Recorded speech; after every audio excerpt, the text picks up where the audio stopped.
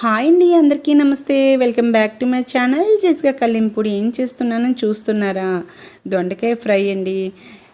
ఏంటి నవ్వుతున్నారు కదూ, మాకు రాదా ఏంటి దొండకాయ ఫ్రై అని చెప్పేసి, ఎవరైనా ఒకరిద్దరికి యూజ్ అవుతుందని చెప్పేసి వీడియో చేస్తున్నానండి. ఆల్రెడీ నన్ను ఒక ఇద్దరు అడిగారు, అక్క దొండకాయ ఫ్రై చేయండి అక్క, చాలా ఈజీగా ఉంటాయి మీ ఛానల్లో వీడియోస్ అని చెప్పేసి.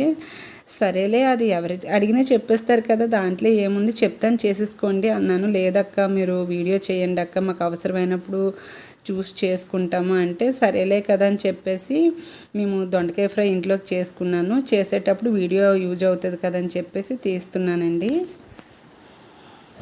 అయితే నేను ఆయిల్ వేసాను. ఆయిల్ వేసిన తర్వాత ఎండుమిరపకాయలు, కరివేపాకు, వెల్లుల్లి గుడ్లు, పోపులు వేసానండి. బాగా వేగనిచ్చి దొండకాయలు పల్చగా కట్ చేసుకోవాలండి. కట్ చేసిన వేసిన తర్వాత సిమ్లోనే పెట్టండి. తర్వాత సాల్ట్ వేసానండి. సాల్ట్ వేసిన తర్వాత మూత పెట్టేశాను. ఈ దొండకాయ ఫ్రై బాగా పచ్చికూరలకు బాగా యూజ్ అవుతుందండి. ఎవరికైనా పెద్ద పెద్ద మేజర్ ఆపరేషన్స్ అయినప్పుడు ఈ ఫ్రై కర్రీస్ చేసి పెడితే కుట్లు త్వరగా మానుతాయి అంటారు. తర్వాత దొండకాయ ఫ్రై, తోటకూర ఫ్రై, బెండకాయ ఫ్రై ఇలాంటివి చేసి పెడితే ఆపరేషన్ అయిన వాళ్ళు కుట్లు త్వరగా మానుతాయండి. అలాగే బాలింతలకు కూడా చాలా బాగా యూజ్ అవుతుందండి ఈ కర్రీ.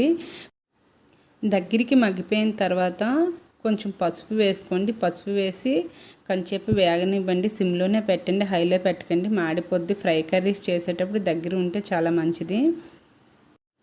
కూర మాడిపోకుండా ఉంటుందండి దగ్గరుండి వేపుకుంటే. అదిగోండి కర్రీ రెడీ అయిపోయింది.